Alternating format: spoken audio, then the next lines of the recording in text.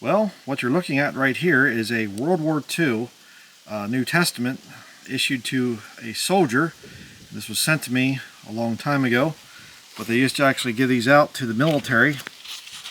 And it says, book not to be sold there, but it talks about, let's see if I can read this here, with Psalms, New Testament and Psalms to the armed forces right there. Talks about that. And of course it's the Gideons there, but they talk about soldier's sword right there. And in here, where to find help when. And you have all this stuff here that they would be going through in battle. Pretty neat. Sorry about this. Just trying to show this quickly. And over there, what Jesus taught about some of life's problems. And then Christian growth. Things about Christian growth. Well-loved hymns, Onward Christian Soldiers, good choice there.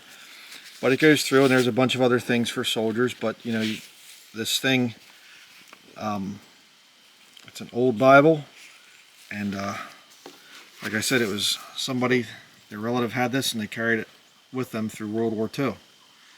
Pretty neat. How about that? A King James Bible given to troops. Now, I don't have time to do the research, and I asked my wife about it because she's was in the military, 2 branches of the military, Army and Navy, and she said, I don't think that they ever actually issued Bibles to troops, whether or not they were available, and she just didn't know about it. She didn't know, but I know there's some veterans and things that watch my channel, so if you know anything, I'd like to hear about it in the comments section down there, because I'm wondering about something. I knew a guy years ago, and he said that he was actually given a same kind of thing, King James Bible, during Vietnam, the Vietnam War. He was a military veteran there. So what I'm wondering is, but I did some research, and I saw that there was some military surplus store, and they had a military issue NIV Bible for the modern military, you know, digital camo cover and all this other stuff. And what I'm wondering is there a set specific Bible that was issued to the troops? Was it the King James Bible originally, and now it's the new versions? I don't know. I did a little bit of online poking around a little bit today, earlier, and I didn't really find a whole lot of information on it, but, you know, I'd rather hear from military veterans, my subscribers, than, you know, online articles and Wikipedia and whatever else. But I want to make a point.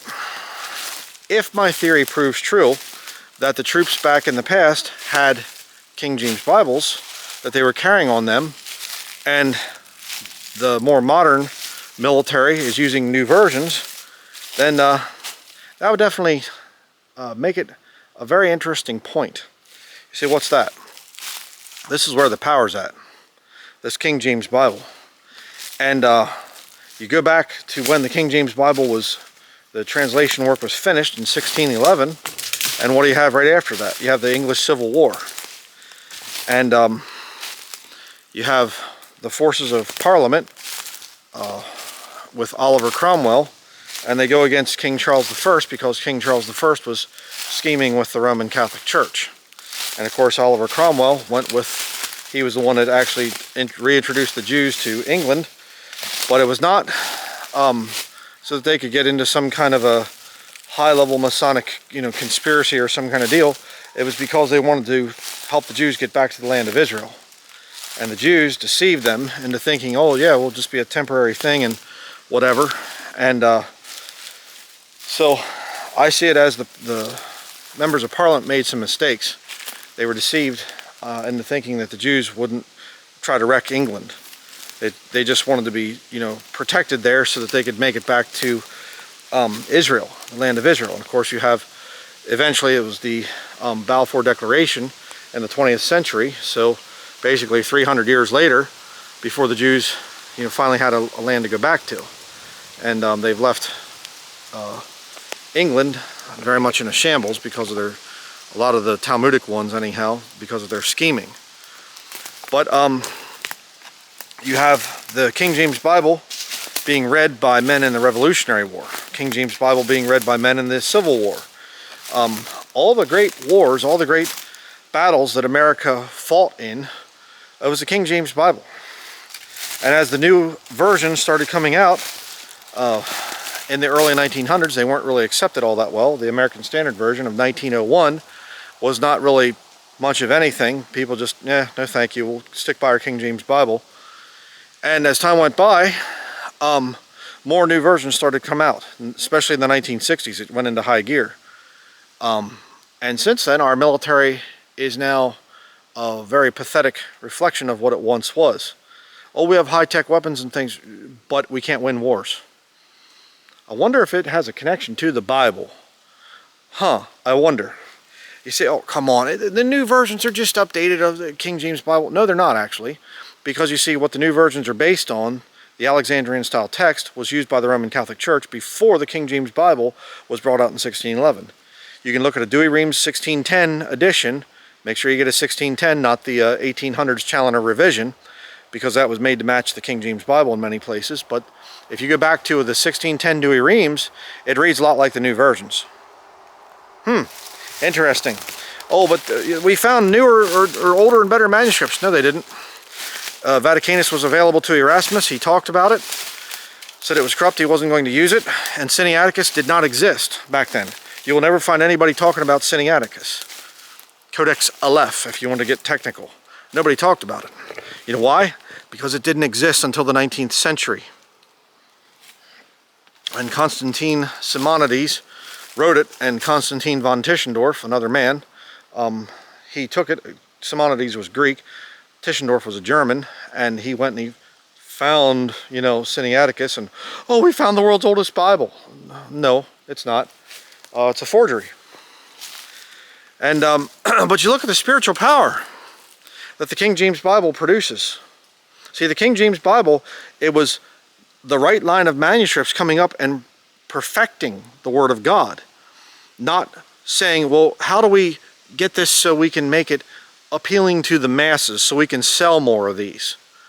No, they said, let's make the best translation possible from the best Greek text, the Textus Receptus. Over 99% of extant Greek manuscripts, even to this day, line up with the King James Bible. And they find more manuscripts and it lines up with the King James Bible. But see, they want you to be stuck in the scholarship, wink wink, of the 1800s, not of 2025. We found 2 older and better manuscripts. That was back in the 1800s. Why are you still sticking around back then, giving us our modern versions of Scripture based on something from the 1800s, when we have new scholarship that has proved time and time again that the King James Bible is actually the one that's based on the right manuscripts, the right text. But you see, there's another reason, and that is that they made 200 new versions in the 20th century. The English language had to be updated.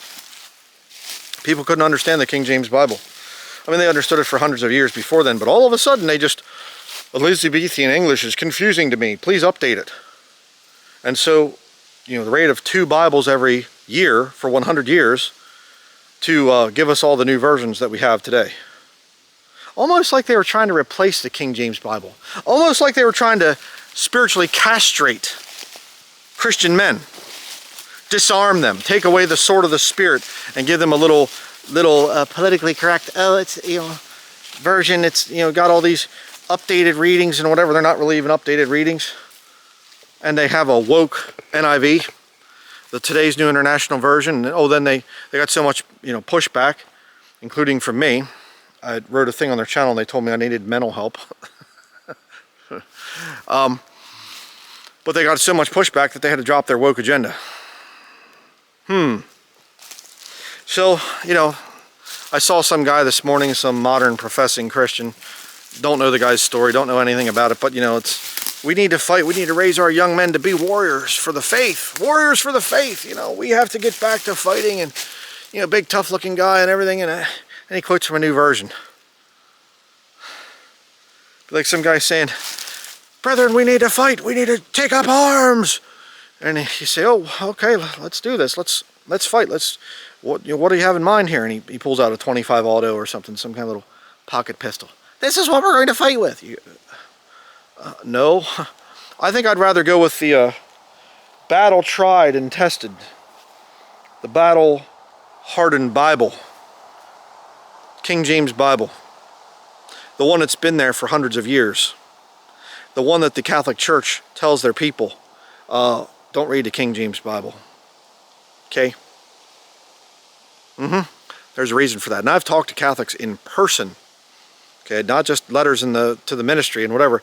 I've known numerous Catholics, well, ex-Catholics, I guess, would be the more proper way to say it. And they say, yeah, it's weird. Growing up is just, we're in a Catholic parochial school, and, the scriptures are there, and they teach us about the scriptures, and then they'd say, but you cannot read the King James Bible. Do not read a King James Version. You can't read the King James Version. And I know a couple of them said, why? I wonder what's in it. Yeah. The King James Bible is not archaic. It's not outdated or whatever. It's in proper scriptural English. The best book ever written. Far better than the original autographs. What? What? Yeah, because the original autographs never existed as a whole book. Yeah, it's such a bizarre thing. Here you go. You realize the blessing of this thing? Do you realize how much of a blessing it is? Just take that thing, little New Testament, put it in your pocket. Psalms and Proverbs, hymns that you can sing, other things you can go to get help and whatever. Right there. This thing could have been out there in some kind of foxhole and whatever else. Guy out there at night, getting ready to go out to battle the next day, and he's reading this book. This is a great gift to me. Thank you to the one that sent it. It's amazing to think of. The great gift that we have today with our King James Bibles. What they wouldn't have given, I'm sure, in the first century to have access to something like that. Going around, and here's a Bible. The whole New Testament. And you're all excited about the original autographs, are you? Bunch of scrolls and things like that. Bunch of pieces of paper. Just worship. Oh, the originals. Oh, the originals. Oh. Pathetic compared to this. But you want to keep using your originals? Go ahead, do it. Do it. And then weep about, oh, Christianity it pales in comparison to what it once was, and we're losing ground spiritually. Oh, what are we going to do? Well, maybe you ought to go and get the sword of the Spirit instead of these politically correct nonsense little new versions. That might be an idea, Just something to think about. So I'll put some videos here at the end that you can watch, educate yourself a little bit better, which you won't get from a modern seminary or a modern church especially. The King James Bible is God's book, spiritually God's book. It has power, and it has a history of going through war after war. So that's going to be it. Thank you very much for watching. Please check out these videos at the end.